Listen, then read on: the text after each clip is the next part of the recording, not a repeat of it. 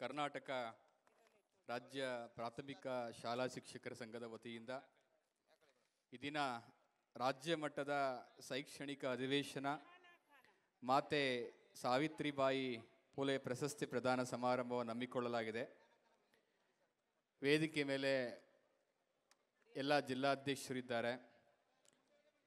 Doctor Meera ಶಿವಲಿಂಗಿ ಅವರು ಇದ್ದಾರೆ.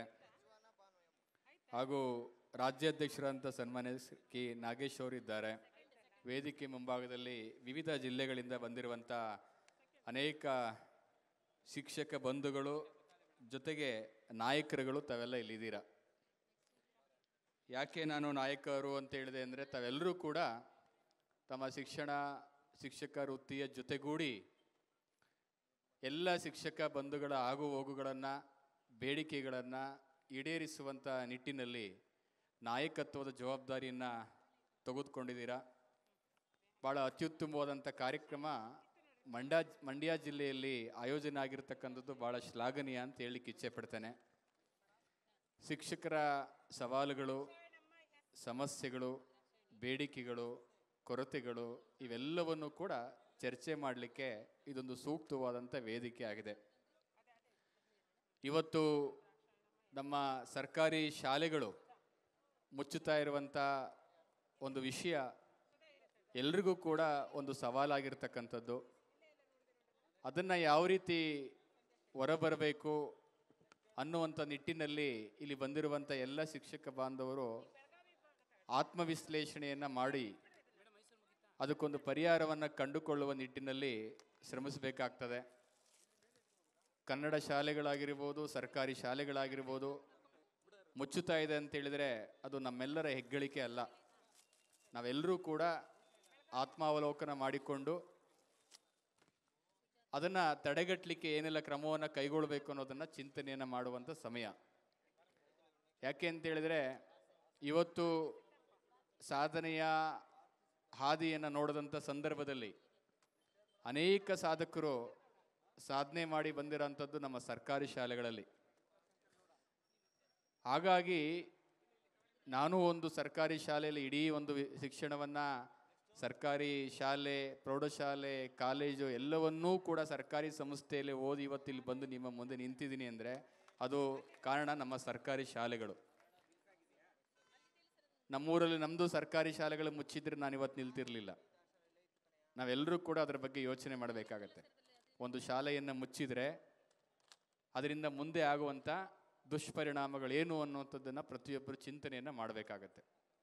ಆ ನಿಟ್ಟಲ್ಲಿ ನನ್ನ ವಿನಂತಿ ಅಷ್ಟೇ, ತಾವೆಲ್ಲರೂ ಕೂಡ ಇದರ ಬಗ್ಗೆ ಹೆಚ್ಚು ಗಮನವನ್ನು ಹರಿಸ್ಬೇಕು ಅನ್ನುವಂಥ ಮಾತನ್ನು ಹೇಳ್ತಾ, ಇವತ್ತು ವಿಶೇಷವಾಗಿ ಕಾರ್ಯಕ್ರಮದಲ್ಲಿ ನಾಗೇಶ್ ಅವರು ಮತ್ತು ಅವರೆಲ್ಲ ಪದಾಧಿಕಾರಿಗಳು ನಮ್ಮ ಕಚೇರಿಗೆ ಬಂದು ಈ ಕಾರ್ಯಕ್ರಮ ಪ್ರಾರಂಭವಾಗುವಂಥ ಮುಂಚೆ ತಾವೊಂದು 20ರಿಂದ 25 ನಿಮಿಷ ನಮ್ಮ ಎಲ್ಲ ಶಿಕ್ಷಕ ಬಾಂಧವರಿಗೆ ಒಂದೆರಡು ಮಾತನಾಡಬೇಕು ಅಂತ ಹೇಳಿದರು.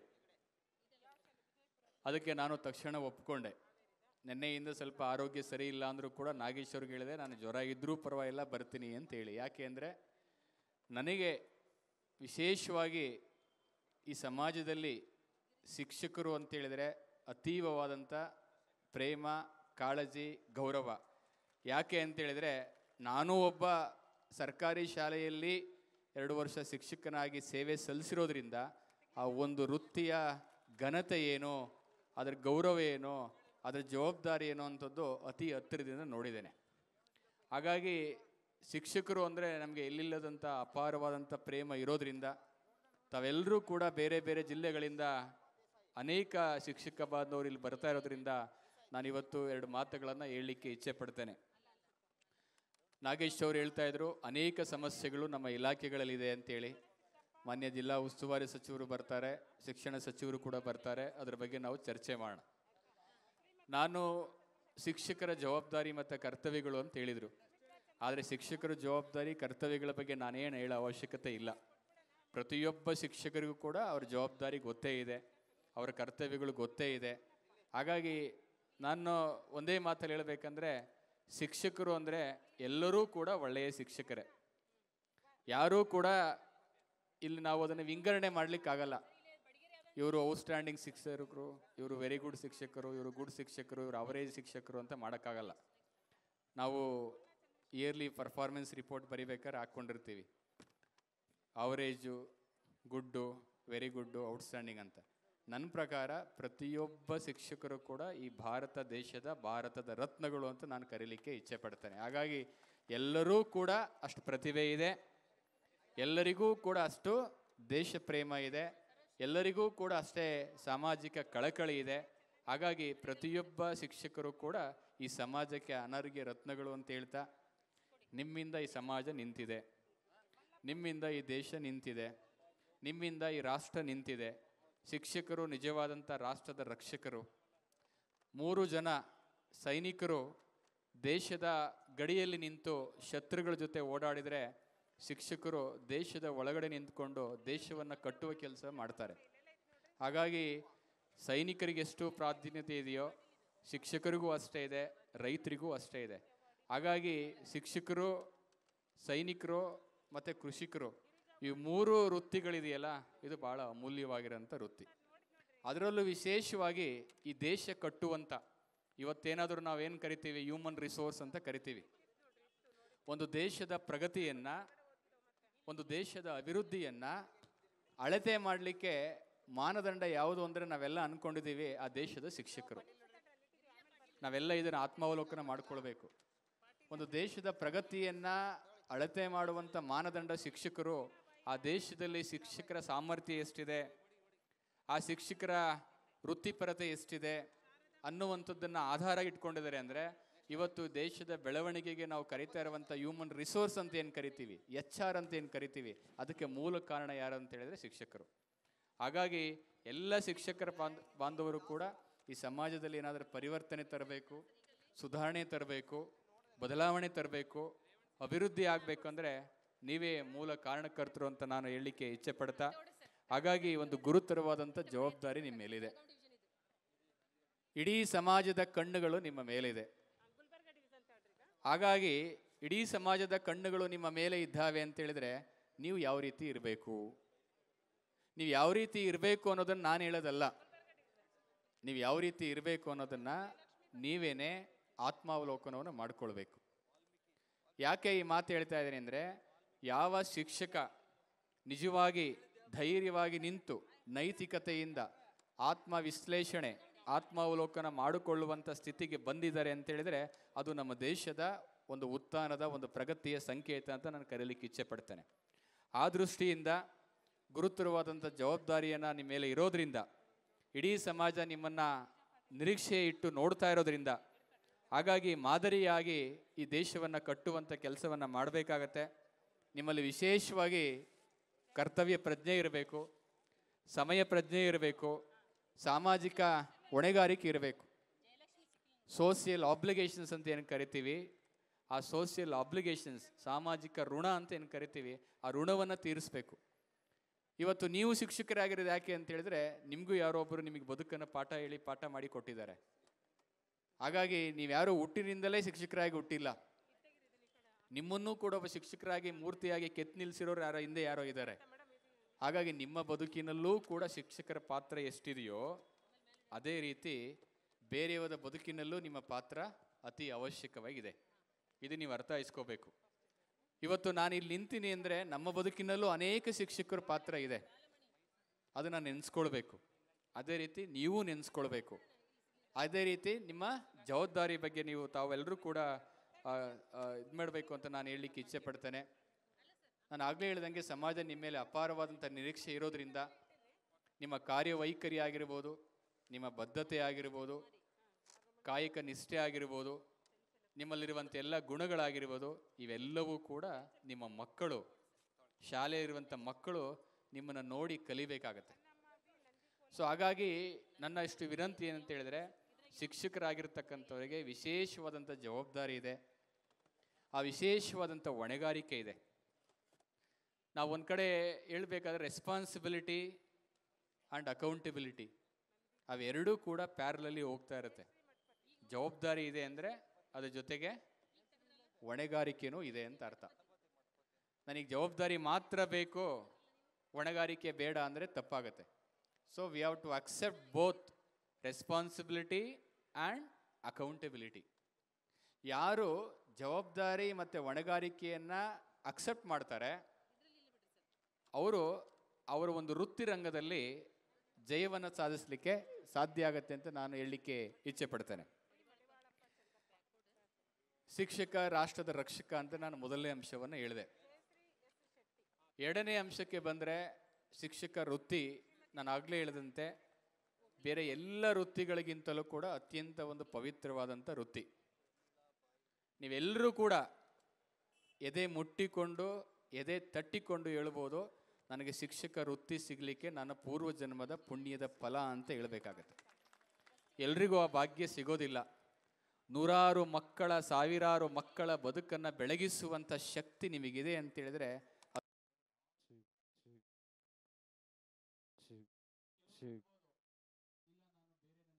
ಬೇರೆ ಹಾಕ್ಕೊಂಡಿದ್ದೆ, ನಾನು ದೊಡ್ಡ ದೊಡ್ಡ ಅಧಿಕಾರಿ ಆಗ್ಬೇಕು ಅನ್ಕೊಂಡಿದ್ದೆ, ಈ ಬಡ ಮೇಷ್ಟ್ರು ಕೆಲಸ ಸಿಕ್ಬಿಡ್ತು ಅಂತೇಳಿ. ನೀವು ಬಡ ಮೇಷ್ಟ್ರು ಆಗಿರ್ಬೋದು, ಆದರೆ ನಿಜವಾಗಲೂ ಕೂಡ ಶ್ರೀಮಂತ ಮೇಷ್ಟ್ರು ಅಂತ ನಾನು ಕರೀಲಿಕ್ಕೆ ಇಚ್ಛೆ ಪಡ್ತೇನೆ. ಯಾಕೆ ಅಂತ ಹೇಳಿದ್ರೆ ಆ ಬಡ ಮೇಷ್ಟ್ರು ಅನ್ನೋ ಪದ that I don't like it. ಬಡ ಮೇಷ್ಟ್ರು ಯಾರೂ ಇಲ್ಲ. ಪ್ರತಿಯೊಬ್ಬ ಶಿಕ್ಷಕರು ಕೂಡ ಶ್ರೀಮಂತ ಮೇಷ್ಟ್ರನೇ. ಯಾಕೆಂದರೆ ಅವರಿಗೆ ಒಂದು ಸಿರಿವಂತ ಗುಣಗಳಿದ್ದರೆ ನಿಜವಾದಂಥ ಶ್ರೀಮಂತ ಮೇಷ್ಟ್ರೇ ಅವರು. ಹಾಗಾಗಿ ಬಡ ಮೇಷ್ಟ್ರು ಇರ್ಲಿಕ್ಕೆ ಸಾಧ್ಯ ಇಲ್ಲ. ಬಂದಾದ ಮೇಲೆ ಕೆಲವರು ಹೇಳ್ತಾರೆ,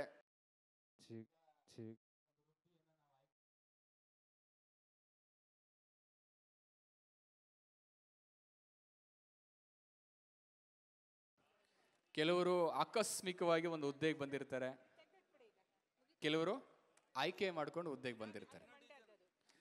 ನೀವು ಬೈ ಚಾಯ್ಸ್ ಆದರೂ ಬನ್ನಿ, ಬೈ ಚಾನ್ಸ್ ಆದರೂ ಬನ್ನಿ, ಒಂದು ವೃತ್ತಿಗೆ ಪ್ರವೇಶ ಮಾಡಿದ ಮೇಲೆ ಆ ಒಂದು ವೃತ್ತಿಗೆ, ಆ ಒಂದು ಕ್ಷೇತ್ರಕ್ಕೆ ಜಸ್ಟಿಸ್ ಕೊಡೋದು ಮುಖ್ಯ. ನೀವು ಇಷ್ಟಪಟ್ಟಿದ್ದು ಸಿಗಲಿಲ್ಲ ಅಂದರೆ ಸಿಕ್ಕಿದ್ದನ್ನು ಏನು ಮಾಡಬೇಕು? ಇಷ್ಟಪಡಬೇಕು. ಆ ಗುಣವನ್ನು ನಾವು ಕಲ್ತ್ಕೊಂಡ್ರೆ ನಮಗೆ ಆತ್ಮತೃಪ್ತಿ ಅನ್ನೋದು ಸಿಗುತ್ತೆ.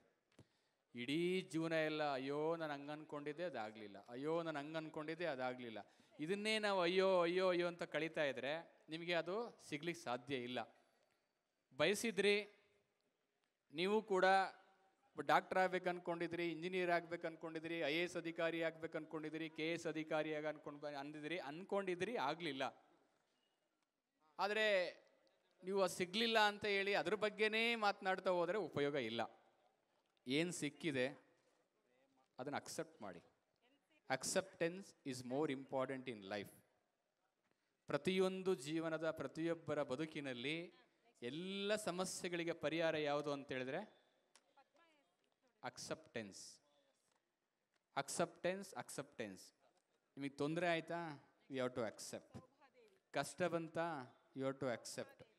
ಸಂತೋಷ ಸಿಗ್ತಾ, you have to accept. Acceptance is the most remedial thing in life. ನೀವು ಅದನ್ನು ಅಕ್ಸೆಪ್ಟ್ ಮಾಡಿಕೊಳ್ಳುವಂಥದ್ದನ್ನು ನೀವು ಕಲೀಲಿಲ್ಲ ಅಂತ ಹೇಳಿದ್ರೆ ಅನಗತ್ಯವಾಗಿ ನಿಮ್ಮ ಮನಸ್ಸನ್ನು ತಲೆ ಕೆಡಿಸ್ಕೊಳ್ಬೇಕಾಗತ್ತೆ. ಹಾಗಾಗಿ ತಾವೆಲ್ಲರೂ ಕೂಡ ಫಸ್ಟು ಅಕ್ಸೆಪ್ಟೆನ್ಸ್. ಏನು ಸಿಕ್ಕಿದೆ ಅದನ್ನು ನೀವು ಒಪ್ಕೊಳ್ಳಿ. ಹಾಗಾಗಿ ಅದನ್ನು ನೀವು ಮಾಡಬೇಕು.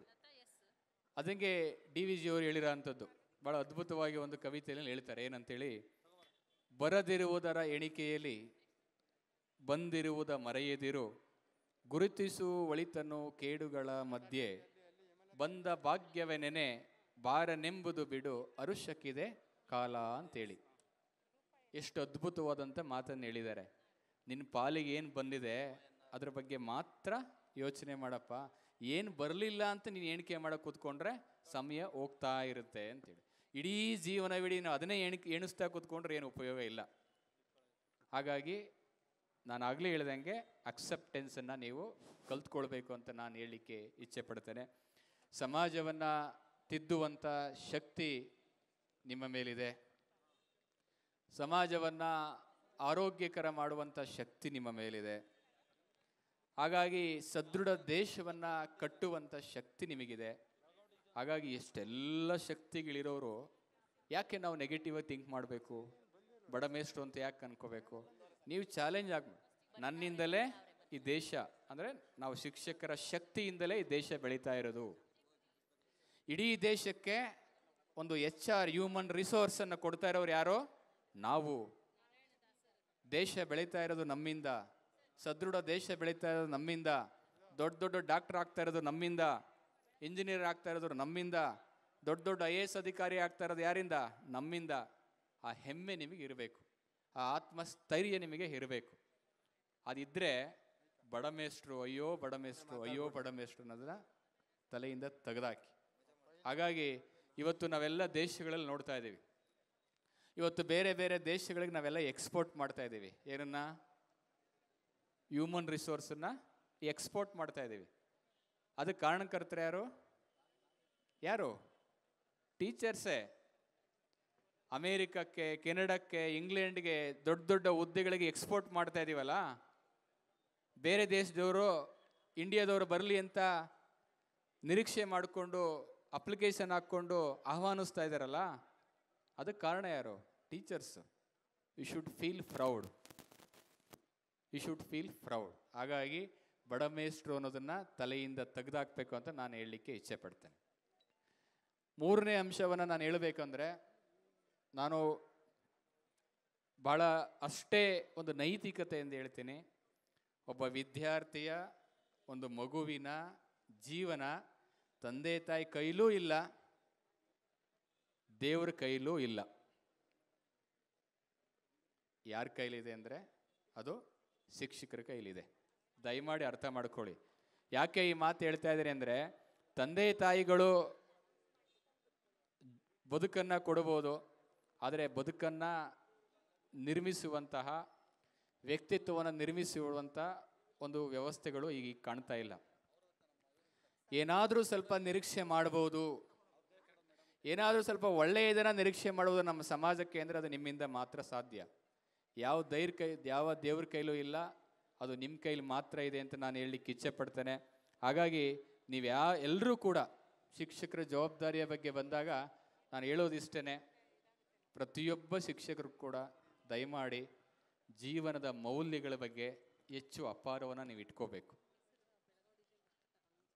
ನೈತಿಕತೆ ಅಪಾರವಾಗಿ ನಿಮ್ಮಲ್ಲಿರಬೇಕು, ಒಳ್ಳೆಯ ಸಂಸ್ಕಾರ ನಿಮ್ಮಲ್ಲಿರಬೇಕು, ಒಳ್ಳೆಯ ಜ್ಞಾನ ನಿಮ್ಮಲ್ಲಿರಬೇಕು, ಸಮಾಜದ ಬಗ್ಗೆ ಕಾಳಜಿ ನಿಮ್ಮಲ್ಲಿರಬೇಕು, ಕಾಯಕ ನಿಷ್ಠೆ ನಿಮ್ಮಲ್ಲಿರಬೇಕು, ಕರ್ತವ್ಯ ಪ್ರಜ್ಞೆ ನಿಮ್ಮಲ್ಲಿರಬೇಕು, ಸಮಾಜದ ಬಗ್ಗೆ ಕಳಕಳಿ ನಿಮ್ಮಲ್ಲಿರಬೇಕು. ಹಾಗಾಗಿ ಯಾವ ಶಿಕ್ಷಕರು ಜೀವನದ ಮೌಲ್ಯಗಳಿಗೆ ತಲೆ ಬಾಗೋದಿಲ್ಲ, ಅವರು ಬೇರೆಯವ್ರ ಹತ್ರ ತಲೆ ಬಾಗಿ ನಿಲ್ಲಬೇಕಾಗತ್ತೆ. ಈ ಮಾತನ್ನು ದಯವಿಟ್ಟು ಅರ್ಥ ಮಾಡ್ಕೊಳ್ಳಿ. ಯಾಕೆ ಜಿಲ್ಲಾಧಿಕಾರಿಗಳು ಇಷ್ಟು ಕಟುವಾಗಿ ಹೇಳ್ತಾ ಇದ್ದಾರೆ ಅಂತೇಳಿ ನೀವು ಅನ್ಕೋಬೋದು. ನಾನು ಆಗಲೇ ಹೇಳಿದೆ, ಶಿಕ್ಷಕ ವೃತ್ತಿಯ ಬಗ್ಗೆ ಅಪಾರವಾದಂಥ ಗೌರವ ಇಟ್ಕೊಂಡಿರೋಂಥ ವ್ಯಕ್ತಿ ನಾನು. ಯಾಕೆ ಅಂತೇಳಿದರೆ, ನಾನು ಒಬ್ಬ ಗ್ರಾಮೀಣ ಪ್ರದೇಶದಿಂದ, ಹಳ್ಳಿಗಾಡಿನಿಂದ ಬಂದು ಇವತ್ತು ನಿಂತಿದ್ದೀವಿ ಅಂತೇಳಿದರೆ ಅದಕ್ಕೆ ನನ್ನ ಬದುಕಿನಲ್ಲಿ ಬಂದಂಥ ಅನೇಕ ಶಿಕ್ಷಕರು. ಇವತ್ತು ಅವ್ರು ಯಾರೂ ನಮಗೆ ಒಳ್ಳೆಯ ಪಾಠ ಕಲಿಸ್ಲಿಲ್ಲ, ಜೀವನದ ಪಾಠ ಕಲಿಸ್ಲಿಲ್ಲ, ಒಳ್ಳೆಯ ದಾರಿ ತೋರಿಸ್ಲಿಲ್ಲ ಅಂದರೆ ಬೇರೆ ಯಾವುದೋ ದಾರಿ ಹಿಡಿಬೋದಾಗಿತ್ತು. ಅದಕ್ಕೆ ನಾನು ಹೇಳ್ತಾ ಇರೋದು, ಜೀವನದ ಮೌಲ್ಯಗಳಿಗೆ ದಯಮಾಡಿ ನೀವು ತಲೆ ಬಾಗಲೇಬೇಕು. ಬೇರೆಯವ್ರಿಗೆ ತಲೆ ಬಾಗೋ ಅವಶ್ಯಕತೆ ಇಲ್ಲ, ಜೀವನದ ಮೌಲ್ಯಗಳಿಗೆ ತಲೆಬಾಗಿ. ಇಲ್ಲ ನೀವೆಲ್ಲರೂ ತಲೆ ತಗ್ಗಿಸಿ ನಿಲ್ಲಬೇಕಾಗತ್ತೆ. ಒಂದು ವೇಳೆ ನೀವು ಜೀವನದ ಮೌಲ್ಯಗಳಿಗೆ ತಲೆಬಾಗಿದ್ರೆ ನಿಮ್ಮ ಮಕ್ಕಳು, ನಿಮ್ಮ ವಿದ್ಯಾರ್ಥಿಗಳು ನಿಮಗೆ ತಲೆಬಾಗಿ ನಿಲ್ತಾರೆ. ನೀವೇ ಕೈಚಲ್ಲಿ ನಿಂತ್ಬಿಟ್ರೆ ಆಗಲ್ಲ, ನನಗಾಗಲ್ಲ. ಯಾಕೆ ಅಂತ ಹೇಳಿದ್ರೆ, ಬದಲಾವಣೆ ನಿರೀಕ್ಷೆ ಸಾಧ್ಯತೆ ಇದೆ ಅಂದರೆ ನಿಮ್ಮಿಂದ ಮಾತ್ರ. ಹಾಗಾಗಿ ಇಲ್ಲಿ ಬಂದಿರುವಂಥ ಎಲ್ಲ ಪ್ರಾಥಮಿಕ ಶಿಕ್ಷಕರು ತಾವೆಲ್ಲ ಇದ್ದೀರಾ.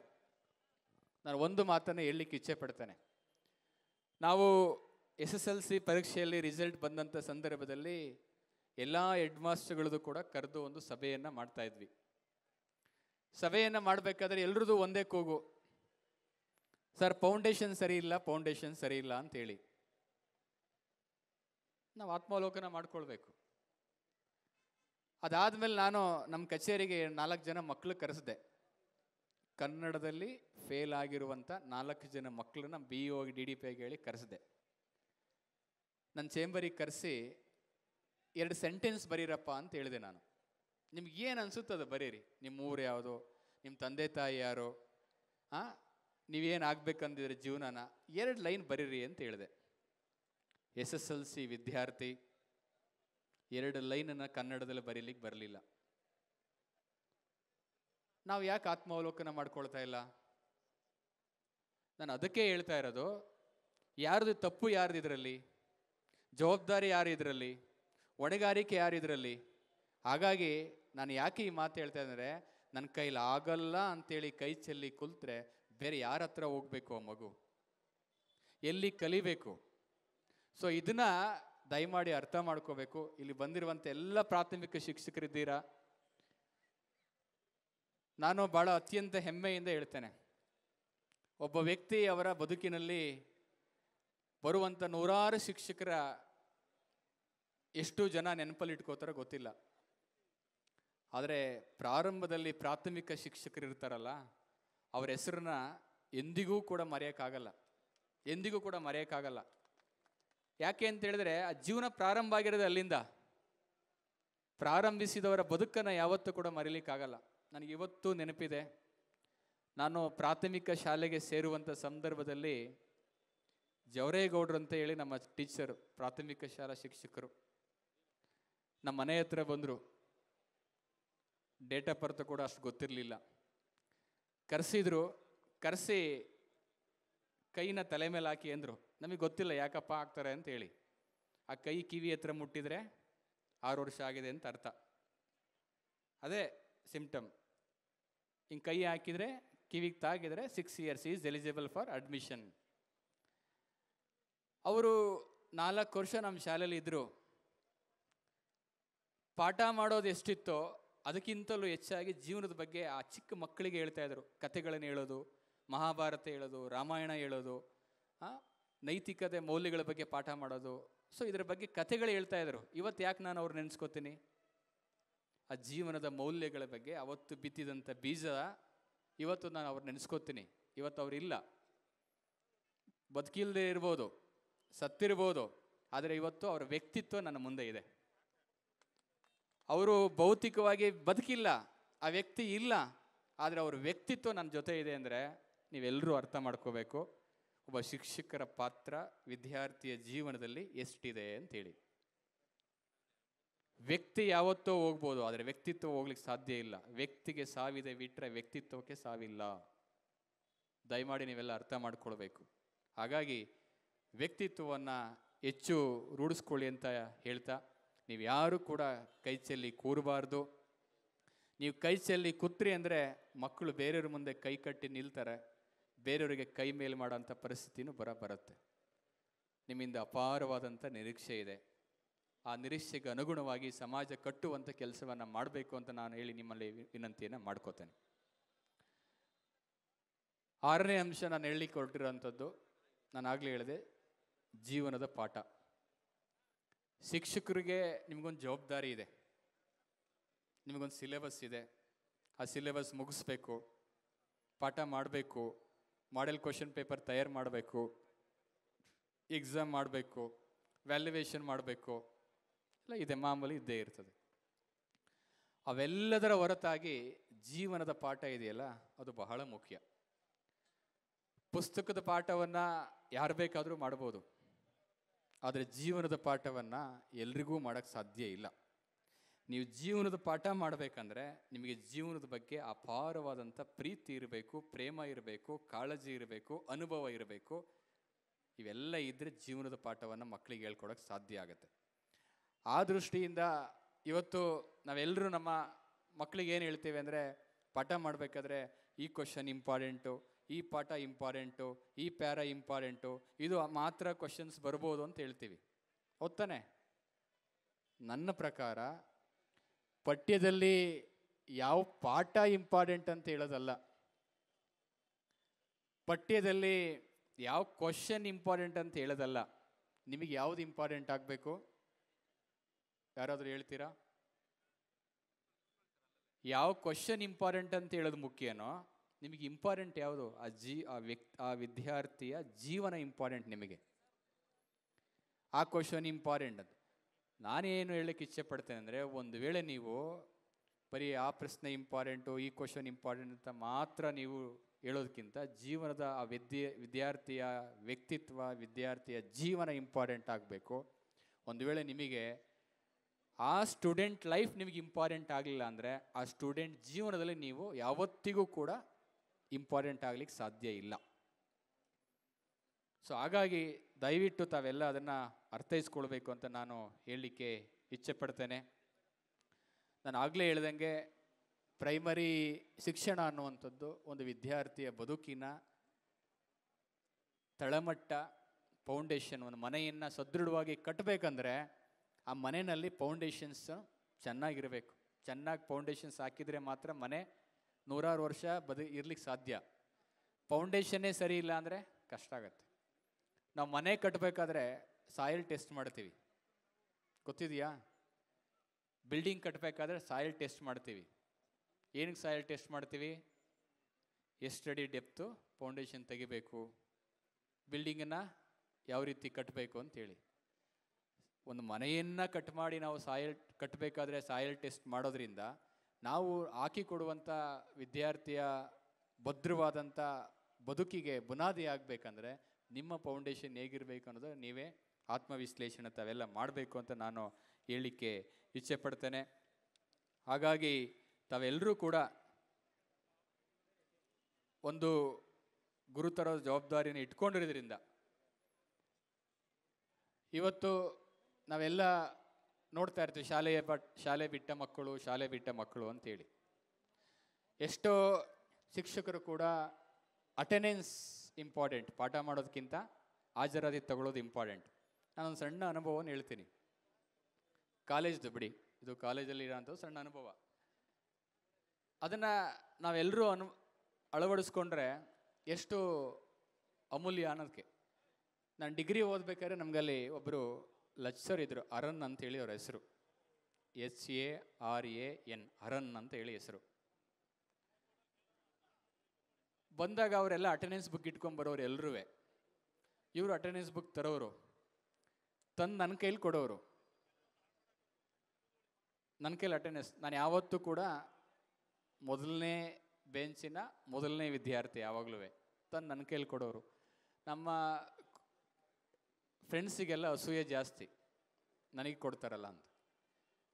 ಅವ್ರು ಹೇಳೋರು, ನನಗೆ ಅಟೆಂಡೆನ್ಸ್ ಇಂಪಾರ್ಟೆಂಟ್ ಅಲ್ಲ, ಅದಕ್ಕೆ ಯಾಕೆ 5 ನಿಮಿಷ ನಾನು ವೇಸ್ಟ್ ಮಾಡಲಿ. ನಿಜವಾಗ್ಲೂ ಸ್ಟೂಡೆಂಟ್ಸಿಗೆ ನನ್ನ ಪಾಠ ಕೇಳಬೇಕಂತ ಆಸಕ್ತಿ ಇದ್ದರೆ ಬಂದು ಕೂರ್ತಾರೆ. ನಾನು ಯಾಕೆ ಮ್ಯಾಂಡೇಟ್ರಿ ಮಾಡಬೇಕು? ಬರಲೇಬೇಕು ಅಂತ ನಾನೇ ಕೇಳಬೇಕು? ಇಷ್ಟ ಇದ್ದರೆ ಬರ್ತಾರೆ, ಇಷ್ಟ ಇಲ್ಲ ಅಂದರೆ ಹೊರಗಡೆ ಹೋಗ್ತಾರೆ. ನಾನು ಹೊರಗಡೆ ಹೋದ್ಮೇಲೆ ನೀನು ಫ್ರೀ ಇದ್ದಾಗ ಯಾರ್ಯಾರು ಬಂದಿದ್ರು ಅಂತ ನೋಡ್ಬಿಟ್ಟು ಅಟೆಂಡೆನ್ಸನ್ನು ಹಾಕೊಂಡು ತಂದು ಕೊಡಪ್ಪ ಅಂತ ಹೇಳೋರು, ಕೆಳಗಡೆ ಸೈನ್ ಮಾಡ್ತೀನಿ ಅಂತ ಹೇಳಿದರು. ಆ ನಂಬಿಕೆ. ನಾವು ಅವಾಗ ಹೇಳೋರು, ಸರ್ ನಾನು ಯಾರಾದರೂ ಸುಮ್ಮನೆ ಸುಳ್ಳು ಅಟೆಂಡೆನ್ಸ್ ಹಾಕ್ಬಿಟ್ರೆ ಹೆಂಗೆ ಅಂತ. ನಿನ್ನ ಮೇಲೆ ನಂಬಿಕೆ ಇದೆ ಅಂತ ಹೇಳಿದರು. ಯಾಕೆ? ಗುರು ಶಿಷ್ಯರ ನಡುವೆ ಇರುವಂಥ ನಂಬಿಕೆ ಇದೆಯಲ್ಲ, ಟ್ರಸ್ಟ್ ಬಿಟ್ವೀನ್ ಟೀಚರ್ ಆ್ಯಂಡ್ ಗುರು, ಅದು ಬಹಳ ಮುಖ್ಯ. ಆ ನಂಬಿಕೆ ಹೋಯ್ತು ಅಂದರೆ ಅದಾಗಲ್ಲ. ನಾನು ಯಾಕೆ ಇದು ಮಾತು ಹೇಳ್ತಾ ಇದ್ದೀನಿ ಅಂದರೆ, ಅಟೆಂಡೆನ್ಸ್ ಮ್ಯಾಂಡೇಟ್ರಿ ಅನ್ನೋದು ಅಷ್ಟೇ ಮುಖ್ಯ ಅಲ್ಲ. ವಿತೌಟ್ ಅಟೆಂಡೆನ್ಸ್ ಬಂದು ಮಕ್ಕಳು ನಮ್ಮ ಪಾಠ ಕೇಳ್ತಾರೆ, ನಮ್ಮ ಶಾಲೆಯಲ್ಲಿ ಕೂರ್ತಾರೆ, ತರಗತಿಯಲ್ಲಿ ಕೂರ್ತಾರೆ ಅಂದರೆ ಅದೇ ಇಂಪಾರ್ಟೆಂಟು. ಹಾಗಾಗಿ ತಾವೆಲ್ಲರೂ ಕೂಡ ಇದನ್ನೆಲ್ಲ ಆತ್ಮಾವಲೋಕನ ಮಾಡಿಕೊಳ್ಬೇಕು ಅಂತ ಹೇಳಲಿಕ್ಕೆ ಇಚ್ಛೆ ಪಡ್ತೇನೆ. ಶಿಕ್ಷಕ ಹೇಗಿರಬೇಕು ಅನ್ನೋದಕ್ಕೆ ರಾಮಕೃಷ್ಣ ಆಶ್ರಮದಲ್ಲಿ ಪುರುಷೋತ್ತಮಾನಂದ ಮಹಾರಾಜ್ ಅಂತ ಒಬ್ಬರು ಸ್ವಾಮೀಜಿಗಳು ಒಂದು ಪುಸ್ತಕವನ್ನು ಬರೆದಿದ್ದಾರೆ. ಅದರಲ್ಲಿ ಅವರೊಂದು ಭಾಳ ಅದ್ಭುತವಾಗಿ ಹೇಳ್ತಾರೆ, ಕಲಿಯಲು ಆಸಕ್ತಿ ಇರುವರು ಕಲಿಸಲು ಯೋಗ್ಯರು ಅಂತೇಳಿ. ದಯಮಾಡಿ ಗಮನಿಸಬೇಕು, ಎಷ್ಟು ಚೆನ್ನಾಗಿದೆ. ಕಲಿಯಲು ಆಸಕ್ತಿ ಇರುವರು ಕಲಿಸಲು ಏನು ಯೋಗ್ಯರು ಅಂತೇಳಿ. ಅದರ ಅರ್ಥ ಏನು? ಯಾರಿಗೆ ಕಲೀಲಿಕ್ಕೆ ಆಸಕ್ತಿ ಇದೆ ಅವರು ಮಾತ್ರ ಎಲಿಜಿಬಲ್ ಟು ಟೀಚ್ ಅಂತ ಹೇಳಿ. ಹಾಗಾಗಿ ಎಲ್ಲ ಶಿಕ್ಷಕ ಬಾಂಧವರು ಕೇವಲ ಪಠ್ಯದಲ್ಲಿರ್ತಕ್ಕಂಥ ಪಾಠ ಮಾಡೋದು ಅಷ್ಟೇ ಅಲ್ಲ, ಹೆಚ್ಚೆಚ್ಚು ಅನುಭವದ ಪುಸ್ತಕಗಳನ್ನು ಓದುವ ಮೂಲಕ, ಜ್ಞಾನವನ್ನು ಹೆಚ್ಚಿಸಿಕೊಳ್ಳುವ ಮೂಲಕ ಮಕ್ಕಳಿಗೆ ಜೀವನದ ಪಾಠವನ್ನು ಕಲಿಸಿ. ಪುಸ್ತಕದ ಪಾಠ ಯಾರು ಬೇಕಾದರೂ ಮಾಡ್ಬೋದು, ಆದರೆ ಜೀವನದ ಪಾಠವನ್ನು ನೀವು ಮಾತ್ರ ಮಾಡಲಿಕ್ಕೆ ಸಾಧ್ಯ. ತಂದೆ ತಾಯಿಗಳು ಮಾಡೋಕ್ಕಾಗಲ್ಲ. ಇವತ್ತೆಲ್ಲ ತಂದೆ ತಾಯಿಗಳು ಬ್ಯುಸಿ ಆಗಿದ್ದಾರೆ ಅವರವ್ರ ಜೀವನದಲ್ಲಿ, ಆದರೆ ನಿಮ್ಮಿಂದ ಮಾತ್ರ ಅದು ಸಾಧ್ಯ. ಹಾಗಾಗಿ ಕಲಿಕೆಯಲ್ಲಿ ನೀವು ಆಸಕ್ತಿಯನ್ನು ತೋರಿಸ್ಬೇಕು. ನನ್ನ ಪ್ರಕಾರ ಶಿಕ್ಷಕರು ಹೇಗಿರಬೇಕು ಅಂದರೆ, ಶಿಕ್ಷಕರು ವಿದ್ಯಾರ್ಥಿ ಆಗಿರಬೇಕು.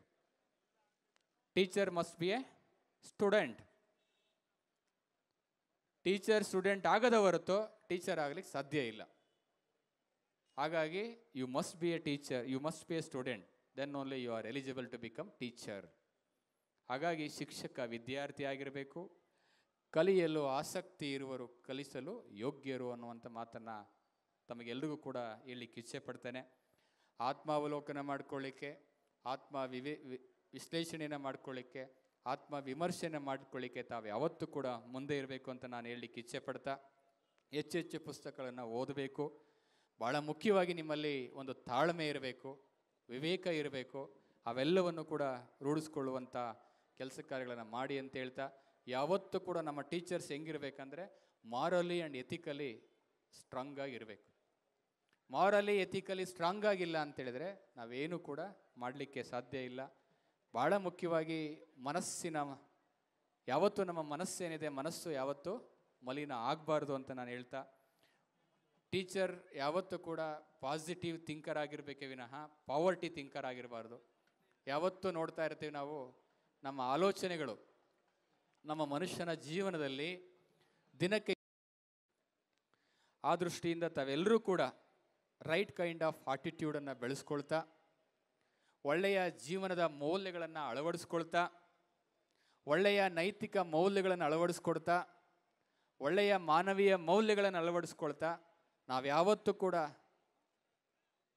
ನಾನು ನಂಬಿರೋ ಅಂಥದ್ದು, ನನಗೆ ಭಾಳಷ್ಟು ಅಚ್ಚುಮೆಚ್ಚುಗೆ ಆಗಿರೋಂಥದ್ದು, ಯಾವತ್ತು ನಾವು ನಮ್ಮ ಜೀವನಕ್ಕೆ ನಾವು ವಿಧೇಯರಾಗಲಿಲ್ಲ ಅಂತೇಳಿದರೆ ಜೀವನದಲ್ಲಿ ಸಕ್ಸಸ್ ಆಗಲಿಕ್ಕೆ ಸಾಧ್ಯ ಇಲ್ಲ. First I should respect my life. ನಾನು ನನ್ನ ಜೀವನಕ್ಕೆ ವಿಧೇಯರಾಗಬೇಕು. ನೀವು ಬೇರೆಯವ್ರಿಗೆ ವಿಧೇಯರಾಗ್ತಿರೋ ಇಲ್ವೋ ಗೊತ್ತಿಲ್ಲ, but first I should be obedient to my own life, to my own consciousness. ನನ್ನ ಅಂತರಂಗದ ಸಾಕ್ಷಿಗೆ, ನನ್ನ ಅಂತರಂಗಕ್ಕೆ ನಾನೊಬ್ಬ ಒಬಿಡಿಯನ್ ಸ್ಟೂಡೆಂಟ್ ಆಗಬೇಕು. ಅದನ್ನು ತಾವೆಲ್ಲರೂ ನೀವು ಅರ್ಥೈಸ್ಕೊಳ್ಬೇಕು ಅಂತ ಹೇಳ್ತಾ, ಯಾವತ್ತೂ ಕೂಡ ಟೀಚರ್ಸ್ ತಮ್ಮ ಮನಸ್ಸನ್ನು ಮಲಿನ ಮಾಡಿಕೊಳ್ಬಾರ್ದು, ಅಂತರಂಗದ ಸೌಂದರ್ಯವನ್ನು ವಿರೂಪವನ್ನು ಮಾಡಿಕೊಳ್ಬಾರ್ದು. ಯಾವತ್ತೂ ಕೂಡ ನಿಮ್ಮ ಅಂತರಂಗದ ಸೌಂದರ್ಯ ಚೆನ್ನಾಗಿರಬೇಕು, ಮನಸ್ಸು ಚೆನ್ನಾಗಿರಬೇಕು, ನಿಷ್ಕಲ್ಮಶವಾಗಿರಬೇಕು ಅಂತ ನಾನು ಹೇಳಲಿಕ್ಕೆ ಇಚ್ಛೆ ಪಡ್ತೇನೆ. ನಾನು ಆಗಲೇ ಹೇಳಿದಂಗೆ ಎಲ್ಲ ಶಿಕ್ಷಕರ ಮನಸ್ಸು ಕೂಡ ನಿಷ್ಕಲ್ಮಶವಾಗಿರಬೇಕು, ಮಲಿನ ಆಗಬಾರ್ದು, ಅಂತರಂಗದ ಸೌಂದರ್ಯ ಯಾವತ್ತೂ ಕೂಡ ಕೆಟ್ಟೋಗ್ಬಾರ್ದು. ಅದಕ್ಕೆ ಹೆಚ್ಚು ಒತ್ತನ್ನು ಕೊಡಬೇಕು ಅಂತ ನಾನು ಹೇಳಲಿಕ್ಕೆ ಇಚ್ಛೆ ಪಡ್ತೇನೆ. ಬಹಳ ಮುಖ್ಯವಾಗಿ ಹೇಳಬೇಕಂತ ಹೇಳಿದ್ರೆ, ಇವತ್ತು ನಮ್ಮ ಏನು ಆಧುನಿಕವಾದಂಥ ಒಂದು ಯುಗದಲ್ಲಿ, ತಂತ್ರಜ್ಞಾನದ ಯುಗದಲ್ಲಿ ನಾವೆಲ್ಲರೂ ಕೂಡ ಮೊಬೈಲ್ ತಂತ್ರಜ್ಞಾನದ ಸಂಸ್ಕೃತಿಗೆ ತಲೆಬಾಗಿದ್ದೇವೆ. ಅದನ್ನು ಎಲ್ಲರೂ ನಾವು ಯೋಚನೆ ಮಾಡಬೇಕಾಗತ್ತೆ. ಸೊ ಆ ದೃಷ್ಟಿಯಿಂದ ನಮ್ಮಲ್ಲಿ ವರ್ಕ್ ಎಥಿಕ್ಸ್ ಅಂತ ಇದ್ದರೆ, ಆ ವರ್ಕ್ ಎಥಿಕ್ಸ್ ಅಂತ ಇದ್ದರೆ ನಾವು ಯಾವತ್ತೂ ಕೂಡ ಬೇರೆಯವರಿಗೆ ತಲೆಬಾಗ ಅಂತ ಅವಶ್ಯಕತೆ ಇಲ್ಲ ಅನ್ನುವಂಥ ಮಾತನ್ನು ಹೇಳ್ತಾ, ಇವತ್ತು ಪರೀಕ್ಷೆಗಳನ್ನು ಮಾಡ್ತೇವೆ. SSLC ಪರೀಕ್ಷೆ ಆಗಿರ್ಬೋದು, ಬೋರ್ಡ್ ಎಕ್ಸಾಮ್ ಆಗಿರ್ಬೋದು, PU ಎಕ್ಸಾಮ್ ಆಗಿರ್ಬೋದು, ಎಲ್ಲ ಪರೀಕ್ಷೆಗಳನ್ನು ಮಾಡ್ತೇವೆ. ಎಲ್ಲ ಪರೀಕ್ಷೆಗಳಲ್ಲೂ ಕೂಡ ನಾವು CC ಕ್ಯಾಮ್ರಾಗಳನ್ನ ಹಾಕಿರ್ತೇವೆ. ಎಲ್ಲಿ? ಕೊಠಡಿ ಒಳಗಡೆ ಹಾಕಿರ್ತೇವೆ. ಯಾಕೆ ಹಾಕ್ತೇವೆ? ಇಡೀ ವರ್ಷ ಪಾಠ ಮಾಡಿದಂಥ ವಿದ್ಯಾರ್ಥಿಗಳ ಮೇಲೆ ನಮಗೆ ನಂಬಿಕೆ ಇಲ್ಲ, ಹೌದಾನೆ? CC ಕ್ಯಾಮ್ರಾ ಹಾಕೋದು ಅದಕ್ಕೆ ಅಲ್ಲ, ಅದು ಬಿಡಿ ಹೋಗಲಿ. ಯಾರು ಟೀಚರ್ ಆಗಬೇಕಂತ ಕನಸ್ಕೊಂಡು D.Ed ಮಾಡಿ B.Ed ಮಾಡಿ ಟೀಚರ್ ಎಕ್ಸಾಮ್ ತಗೊಂಡು ಅವ್ರು ಬರೆಯೋಂಥ ಎಕ್ಸಾಮಿಗೂ ನಾವು CC ಕ್ಯಾಮ್ರಾ ಹಾಕ್ತೀವಿ. ಅಂದರೆ ನಾವೆಲ್ಲರೂ ಕೂಡ, ಇನ್ಕ್ಲೂಡಿಂಗ್ ಮೀ ಆಲ್ಸೋ, ನಾನು ಹೇಳ್ತಾ ಇರೋದು, ಪ್ರತಿಯೊಬ್ಬರೂ ಆತ್ಮಾವಲೋಕನ ಮಾಡ್ಕೋಬೇಕು. ಹಿಂದೆ ಇದೆಲ್ಲ ಇತ್ತ? ಒಳ್ಳೆಯ ನೈತಿಕ ಮೌಲ್ಯಗಳಿಗೆ ಹೆಚ್ಚು ಪ್ರಾಧಾನ್ಯತೆ ಇತ್ತು. ಇವತ್ತು ಅದೇ ಶಿಕ್ಷಕರನ್ನಾಗಿ ಆಯ್ಕೆ ಮಾಡುವಂಥ ಸಂದರ್ಭದಲ್ಲೂ ನಾವು ಅವ್ರ ಮೇಲೆ ನಂಬಿಕೆ ಇಲ್ಲ ಅಂದರೆ ನಾವು ಎತ್ತ ಸಾಗಿದ್ದೇವೆ ಅಂತೇಳಿ. ಇವತ್ತು ಟೀಚರ್ ಸೆಲೆಕ್ಷನ್ ಬರುವಂಥ ಟೀಚರ್ಸನ್ನ ಎಕ್ಸಾಮ್ ಮಾಡಬೇಕಾದ್ರೆ CC ಕ್ಯಾಮರಾ ಹಾಕಿರ್ತೀವಿ. ಅವರು ಉಂಗುರ ಹಾಕಂಗಿಲ್ಲ, ಕಾಲುಂಗುರ ಹಾಕಂಗಿಲ್ಲ, ಓಲೆ ಹಾಕಂಗಿಲ್ಲ. ಇದೆಲ್ಲ ನಾವು ವ್ಯವಸ್ಥೆಗಳಲ್ಲಿ ಕಾಣ್ತಾ ಇದ್ದೇವೆ. ಅಂದರೆ ನಮಗೆ ಅಪನಂಬಿಕೆ. ಎಲ್ಲೋ ಒಂದು ಕಡೆ ನಾವು ಸಂಸ್ಕಾರ ಭರಿತವಾಗಿರಕ್ಕಂಥ ಮೌಲ್ಯಗಳನ್ನು ಬದಿಗೊತ್ತಿದ್ದೀವಿ. ಹಾಗಾಗಿ ಇದೆಲ್ಲ ಎಲ್ಲಿ ಪ್ರಾರಂಭ ಆಗಬೇಕು? ಹಿಂದೆ ಎಲ್ಲ ಟೀಚರ್ ಪಾಠ ಮಾಡಬೇಕಾದ್ರೆ, ಇವತ್ತೆಲ್ಲ ನೀವು ಖಾಸಗಿ ಶಿಕ್ಷಣ ಸಂಸ್ಥೆಗಳಿಗೆ ಹೋಗಿ ಟೀಚರ್ ಸರಿಯಾಗಿ ಪಾಠ ಮಾಡ್ತಾ ಇದ್ದಾರೆ ಇಲ್ವಾ ಅಂತೇಳಿ ಮ್ಯಾನೇಜ್ಮೆಂಟ್ ಅಥಾರಿಟಿಯವರು ರೂಮಲ್ಲಿ ಕೂತ್ಕೊಂಡು ನೋಡೋಕೆ CC ಕ್ಯಾಮ್ರಾ ಹಾಕಿರ್ತಾರೆ. ಹೌದು ತಾನೆ? ಸರ್ಕಾರಿ ಶಾಲೆಗಳಿಲ್ಲ ಬಿಡಿ, ಸರ್ಕಾರಿ ಶಾಲೆಗಳಲ್ಲಿ ಎಕ್ಸಾಮಿಗೆ ಮಾತ್ರ ಹಾಕ್ತೀವಿ ನಾವು. ಮ್ಯಾನೇಜ್ಮೆಂಟ್ಗಳಲ್ಲಿ ಎಲ್ಲ ರೂಮ್ಗಳಲ್ಲೂ CC ಕ್ಯಾಮ್ರಾ ಹಾಕಿರ್ತಾರೆ. ಮ್ಯಾನೇಜ್ಮೆಂಟವ್ರು ಕೂತ್ಕೊಂಡು ನೋಡ್ತಾ ಇದ್ರಿ ಪಾಠ ಮಾಡ್ತಿದ್ದೀರಾ ಇಲ್ವಾ ಅಂತ. ಅಪನಂಬಿಕೆ, ನಂಬಿಕೆನೇ ಇಲ್ಲಿ ಇವತ್ತು ಹೊರಟೋಗಿದೆ. ಇವತ್ತು ಗುರು ಶಿಷ್ಯರ ನಡುವೆ ಇರುವಂಥ ಅವಿನಾಭಾವ ಸಂಬಂಧಗಳಿಗಿಲ್ಲ. ಇವತ್ತು ನಾವು ನೋಡಬೇಕು, ಪ್ಲೇಟೋ ಅರಿಸ್ಟಾಟಲ್ ಸಂಬಂಧ, ಅರಿಸ್ಟಾಟಲ್ ಅಲೆಕ್ಸಾಂಡರ್ ಸಂಬಂಧ, ಇವರೆಲ್ಲ ಇತಿಹಾಸವನ್ನು ನೋಡೋದು ಬೇರೆ ಯಾಕೆ? ಕುವೆಂಪುರವರು, TS ವೆಂಕಣ್ಣನವರು ಗುರು ಶಿಷ್ಯರ ಸಂಬಂಧದ ಬಗ್ಗೆ ಹೆಚ್ಚು ಪ್ರಾಧಾನ್ಯತೆ ಯಾವ ರೀತಿ ಇತ್ತು, ನಂಬಿಕೆ ಹೆಂಗಿತ್ತು, ಬಾಂಡಿಂಗ್ ಹೆಂಗಿತ್ತು, ಇವೆಲ್ಲವನ್ನು ಕೂಡ ನಾವು ಉಳಿಸ್ಕೋಬೇಕಾಗತ್ತೆ. ಆ ದೃಷ್ಟಿಯಿಂದ ನಾವೆಲ್ಲರೂ ಕೂಡ ಏನು ತಮಗೆ ಹೇಳಲಿಕ್ಕೆ ಇಚ್ಛೆ ಪಡ್ತೇನೆ ಅಂದರೆ, ಏನು ಪಠ್ಯವನ್ನು ಕೊಟ್ಟಿರ್ತೀರಾ, ಸಿಲೆಬಸ್ಸಲ್ಲಿರುವಂಥ ಪಾಠಗಳನ್ನು ಮಾಡೋದು ಅಷ್ಟೇ ಮುಖ್ಯ ಅಲ್ಲ. ಒಳ್ಳೆಯ ವ್ಯಕ್ತಿಯನ್ನು, ಸಂಸ್ಕಾರಯುತ ವ್ಯಕ್ತಿಯನ್ನು ನಿರ್ಮಾಣ ಮಾಡುವ ನಿಟ್ಟಿನಲ್ಲಿ ತಾವೆಲ್ಲರೂ ಕೂಡ ಕ್ರಮವನ್ನು ಕೈಗೊಳಿಸಬೇಕು ಅಂತ ನಾನು ಹೇಳಲಿಕ್ಕೆ ಇಚ್ಛೆ ಪಡ್ತೇನೆ. ಕೊನೆ 2 ಅಂಶಗಳನ್ನು ಮಾತನಾಡಿ ನನ್ನ ಮಾತನ್ನು ಮುಗಿಸ್ತೇನೆ. ಕೊನೆಯದಾಗಿ ನಾನು ಇದುವರೆಗೂ ಮಾತಾಡಿರೋದು ಟೀಚರ್ಸ್ ಹೆಂಗಿರಬೇಕು, ನೀವು ಹೆಂಗೆ ಪಾಠ ಮಾಡಬೇಕು, ಹೆಂಗೆ ಇರಬೇಕು ಅನ್ನೋದ್ರ ಬಗ್ಗೆ ಮಾತಾಡಿದೆ. ಎರಡನೇದು ನಾನು ಹೇಳಕ್ಕೆ ಹೊರಟಿರೋದು ಲಾಸ್ಟ್ 2 ಏನು ಹೇಳಲಿಕ್ಕೆ ಹೊರಟಿದ್ರೆ ಅಂದರೆ, ನೀವೆಲ್ಲರೂ ಕೂಡ ಸಂಬಳ ತಗೋತೀರಾ, ಪಾಠ ಮಾಡ್ತೀರಾ, ಕೆಲಸ ಮಾಡ್ತೀರಾ, ಮನೆಗೆ ಬರ್ತೀರಾ. ನಿಮಗೂ ಅನ್ನುವಂಥದ್ದು ಒಂದು ವೈಯಕ್ತಿಕ ಜೀವನ ಅಂತ ಇದೆ. ಏನಪ್ಪ DC ಯವರು ಇಷ್ಟೆಲ್ಲ ಹೇಳಿದರು, ಸಾಮಾಜಿಕ ಕಳಕಳಿ ಇರಬೇಕು, ಸಾಮಾಜಿಕ ಹೊಣೆಗಾರಿಕೆ ಇರಬೇಕು, ಸಾಮಾಜಿಕ ಋಣ ಇರಬೇಕು, ಕಾಯಕ ನಿಷ್ಠೆ ಇರಬೇಕು, ಕರ್ತವ್ಯ ಪ್ರಜ್ಞೆ ಇರಬೇಕು, ಒಳ್ಳೊಳ್ಳೆ ಚೆನ್ನಾಗಿ ಹೇಳಿದರು. ನನಗೆ ನನ್ನ ಪರ್ಸನಲ್ ಲೈಫ್ ಬೇಡವಾ ಅಂತೇಳಿ. ಎಸ್, ಬೇಕು, ಅದು ಬಹಳ ಮುಖ್ಯ. ನಾನು ಆಗಲೇ ಏನು ಹೇಳಿದೆ ಅಂತ ಹೇಳಿದ್ರೆ, ನಾವು ನಮ್ಮ ಜೀವನಕ್ಕೆ ವಿಧೇಯರಾಗಲಿಲ್ಲ ಅಂತ ಹೇಳಿದ್ರೆ, if I don't be a obedient to my own life or to own my life consciousness, ನಾನು ಬೇರೆಯವರಿಗೆ ವಿಧೇಯರಾಗಬೇಕಾಗತ್ತೆ. ಸೊ ಹಾಗೆ ನಾನು ತಮಗೇನು ಹೇಳಲಿಕ್ಕೆ ಇಚ್ಛೆ ಪಡ್ತೇನೆ ಅಂದರೆ, ಟೀಚರ್ಸ್, ನೀವು ಶಾಲೆಯಲ್ಲಿ ಮಕ್ಕಳಿಗೆ ಪಾಠ ಮಾಡಿ, ಆ ಮಕ್ಕಳನ್ನ ಒಂದು ಒಳ್ಳೆಯ ವ್ಯಕ್ತಿತ್ವವನ್ನು ನಿರ್ಮಾಣ ಮಾಡಿ ಒಳ್ಳೆಯ ದಾರಿ ತೋರಿಸೋದು ಎಷ್ಟು ಮುಖ್ಯನೋ, ಫ್ಯಾಮಿಲಿ ಮ್ಯಾನ್ ಆಗೋದು ಕೂಡ ಅಷ್ಟೇ ಮುಖ್ಯ. ಒಬ್ಬ ಶಿಕ್ಷಕರಾಗಿರೋರು ಹೆಂಡ್ತಿಗೆ ಒಬ್ಬ ಒಳ್ಳೆಯ ಗಂಡ ಆಗಬೇಕು, ನಿಮಗೂ ಮಕ್ಕಳಿದ್ರೆ ಅವಕ್ಕೂ ಒಳ್ಳೆಯ ತಂದೆ ಆಗಬೇಕು, ಹೆಂಡತಿ ಆಗಿರೋಳು ಗಂಡನಿಗೆ ಒಳ್ಳೆಯ ಹೆಂಡತಿ ಆಗಿರಬೇಕು, ಮಕ್ಕಳಿಗೆ ಒಳ್ಳೆಯ ತಾಯಿ ಆಗಿರಬೇಕು. ಹಾಗಾಗಿ ನೀವು ಮನೆಗೂ ಹೆಚ್ಚು ಒತ್ತನ್ನು ಕೊಡಬೇಕು, ನಿಮ್ಮ ವೈಯಕ್ತಿಕ ಜೀವನಕ್ಕೂ ಹೆಚ್ಚು ಒತ್ತನ್ನು ಕೊಡಬೇಕು. ಮತ್ತು ನಿಮ್ಮ ಬದುಕಿನ ಹವ್ಯಾಸಗಳೇನಿದೆ, ಹವ್ಯಾಸಗಳತ್ತ ಹೆಚ್ಚು ಹೆಚ್ಚು ಹೆಚ್ಚು ಒಲವನ್ನು ತೋರಿಸ್ಬೇಕು. ಒಳ್ಳೆಯ ಪುಸ್ತಕ ಓದೋದು, ಬೆಳಗ್ಗೆ ಎದ್ದು ಯೋಗ ಮಾಡೋದು, ವಾಕಿಂಗ್ ಮಾಡೋದು, ಆರೋಗ್ಯವನ್ನು ನೀವೇ ಇಟ್ಕೊಳ್ಳೋ ಅಂಥದ್ದು. ಯಾರೂ ಬರಲ್ಲ, ಆರೋಗ್ಯ ಕೆಟ್ಟೋಯ್ತು ಅಂತೇಳಿದರೆ ಯಾರೂ ಬರಲ್ಲ. ಸೊ ಹಾಗಾಗಿ healthy life is more important. ನೀವು ಚೆನ್ನಾಗಿದ್ದಿರ್ತಾನೆ, ಆರೋಗ್ಯವಾಗಿದ್ದಿರ್ತಾನೆ ಸಮಾಜ ಆರೋಗ್ಯಕರ ಮಾಡೋದು. ನಿಮ್ಮ ಆರೋಗ್ಯನೇ ಸರಿ ಇಲ್ಲ ಅಂದರೆ ಸಮಾಜನೇ ಹೆಂಗೆ ಆರೋಗ್ಯಕರ ಸಮಾಜ ಮಾಡೋಕ್ಕಾಗತ್ತೆ? ಸೊ ಹಾಗಾಗಿ ನಾನೇನು ಹೇಳಲಿಕ್ಕೆ ಇಚ್ಛೆ ಪಡ್ತಾ ಇದ್ದೀನಿ ಅಂತ ಹೇಳಿದ್ರೆ, ಸಂತೋಷವನ್ನು ಯಾವತ್ತೂ ಕೂಡ ನಾವು ಹ್ಯಾಪಿನೆಸ್ ಅಂತ ಕರಿತೇವೆ. Happiness is not available in any market. You cannot buy it or you cannot purchase it. Happiness is within you only. ಅದನ್ನು ಗುರುತಿಸ್ಬೇಕು. ನನಗೆ ಸಂತೋಷ ಬೇಕಂತೇಳಿ ಮಾರ್ಕೆಟ್ಗೆ ಹೋದ್ರೆ ಸಿಗಲ್ಲ, ಲುಲು ಮಾಲ್ಗೆ ಹೋದರೆ ಸಿಗಲ್ಲ, ಯಾವ ಮಾಲ್ಗೆ ಹೋದರೆ ಹ್ಯಾಪಿನೆಸ್ ಸಿಗೋದಿಲ್ಲ. ಹ್ಯಾಪಿನೆಸ್ ಎಲ್ಲಿದೆ ಅಂತೆ? It is there within you only. ಹಾಗಾಗಿ you have to be happy in both work place and at home. ಮನೆಯಲ್ಲೂ ಸಂತೋಷವಾಗಿರಬೇಕು, ಶಾಲೆಯಲ್ಲೂ ಸಂತೋಷವಾಗಿರಬೇಕು. ಆ ಸಂತೋಷ ಇರಬೇಕಂದ್ರೆ ಏನು ಮಾಡಬೇಕು? ಸಂತೋಷಗಳಿಗೆ ಏನು ಮಾಡಬೇಕಂದ್ರೆ, ನಂದು ಯಾವಾಗಲೂ theory, less luggage more comfort. ಏನು ಲೆಸ್ ಲಗೇಜ್ ಮೋರ್ ಕಂಫರ್ಟ್ ಅಂದರೆ, ನಾವೆಲ್ಲರೂ ಟ್ರಾವೆಲ್ ಹೋಗ್ಬೇಕಾದ್ರೆ ತುಂಬ ಲಗೇಜ್ ಮಾಡ್ಕೊಂಡು ಹೋದರೆ ಕಂಫರ್ಟಾಗಿರ್ತೀವ? 4 ಬ್ಯಾಗ್ ಇಟ್ಕೊಂಡ್ರೆ 2 ಎತ್ಕೊಂಡು ಇನ್ನೆರಡು ಎಲ್ಲಿದೆ, ಒಂದು ಇಲ್ಲಿಗೊಂದು ಕಂಫರ್ಟ್ ಇರೋಕ್ಕೆ ಸಾಧ್ಯ ಇಲ್ಲ. ನೀವು ಅದೇ ಒಂದೇ ಬ್ಯಾಗ್ ಮಾಡ್ಕೊಳ್ಳಿ, ಆರಾಮಾಗಿರ್ತೀರ. ಪಕ್ಕದಲ್ಲೆಲ್ಲ ನೋಡ್ತಾ ಇರ್ತೀರ, ಬೋರ್ಡ್ ನೋಡ್ತಾ ಇರ್ತೀರ, ಏರ್ಪೋರ್ಟ್ಗೆ ಹೋದ ಎಲ್ಲದೂ ನೋಡ್ತಾ ಇರ್ತೀರ. ಲಗೇಜ್ 4 ಬ್ಯಾಗ್ ಮಾಡ್ಕೊಳ್ಳಿ, ನೋಡೋಕ್ಕಾಗತ್ತಾ? ಅಕ್ಕಪಕ್ಕನೂ ನೋಡೋಕ್ಕಾಗಲ್ಲ, ಲಗೇಜ್ ಬಿಟ್ಟು ಇನ್ನೇನು ನೋಡಲ್ಲ. ಹಾಗಾಗಿ ಲೆಸ್ ಲಗೇಜ್ ಮೋರ್ ಕಂಫರ್ಟ್ ಅಂದರೆ ತಲೆನಲ್ಲೂ ಕೂಡ ಅಷ್ಟೇ. ತಲೆನ ಯಾವತ್ತೂ ನಾವು ಡಸ್ಟ್ಬಿನ್ ಮಾಡ್ಕೋಬಾರ್ದು. ತಲೆನ ಯಾವತ್ತೂ ಕೂಡ ನಾವು ನಿಷ್ಕಲ್ಮಶವಾಗಿ ಇಟ್ಕೋಬೇಕು. ಒಳ್ಳೆಯ ಆಲೋಚನೆಗಳನ್ನು ಮಾಡಬೇಕು, ಒಳ್ಳೆಯ ಚಿಂತನೆಗಳನ್ನು ಮಾಡಬೇಕು, ಧನಾತ್ಮಕವಾಗಿ ಯೋಚನೆ ಮಾಡಬೇಕು. ಒಳಿತನ್ನು ಮಾಡುವ ನಿಟ್ಟಿನಲ್ಲಿ ನಾವು ಯಾವತ್ತೂ ಕೂಡ ಯೋಚನೆ ಮಾಡಬೇಕೇ ಬಿಟ್ಟರೆ, ಇವನಿಗೆ ಏನು ಮಾಡಬೇಕು, ಇವನಿಗೆ ಕೆಟ್ಟದ್ದು ಮಾಡಬೇಕಾ? ಮತ್ತು ನಾವು ಜಾಗಷ್ಟು ನೋಡ್ತಾ ಇರೋದೇನಂತ ಹೇಳಿದ್ರೆ ಪ್ರೊಫೆಷನಲ್ ಜೆಲಸ್. ಹೊತ್ತಾನೆ, ಒಬ್ಬರು ಟೀಚರ್ ಚೆನ್ನಾಗಿದ್ದಾರೆ, ಅವರಿಗೆ ಏನು ತಾಲೂಕು ಮಟ್ಟದ ಶಿಕ್ಷಕರ ಪ್ರಶಸ್ತಿ ಬಂತು ಅಂದರೆ ಉಳಿದವರೆಲ್ಲ ಕೈ ಮುರ್ಕೋತಾ ಇರ್ತಾರೆ. ಅವ್ರಿಗೇನಿತ್ತು ಅಂತ ಕೊಟ್ಟರು, ನನಗೂ ಕೊಡ್ಬೋದಿತ್ತು ಅಂತ ಹೇಳಿ. ಜಿಲ್ಲಾ ಮಟ್ಟದ ಬರ್ತು ಅಂದರೆ, ಅಯ್ಯೋ ಅವ್ರು ತಾಲೂಕು ಮಟ್ಟಕ್ಕೆ ಸಾಕಾಗಿತ್ತು, ಜಿಲ್ಲಾ ಮಟ್ಟಕ್ಕೆ ಯಾಕೆ ಕೊಟ್ಟರೋ ಗೊತ್ತಿಲ್ಲ ಅಂತ. ರಾಜ್ಯ ಮಟ್ಟಕ್ಕೆ ಬಂತಾ, ಅಯ್ಯೋ ಅವರು ಜಿಲ್ಲಾ ಮಟ್ಟನೇ ಸಾಕಿತ್ತು, ರಾಜ್ಯ ಮಟ್ಟಕ್ಕೆ ಹಾಕ್ಬೇಕು. ಪ್ರೊಫೆಷನಲ್ ಜೆಲಸ್ ಅದು ನಮ್ಮನ್ನು ಸುಡುತ್ತೆ. ಅವೆಲ್ಲ ಬಿಡಬೇಕು.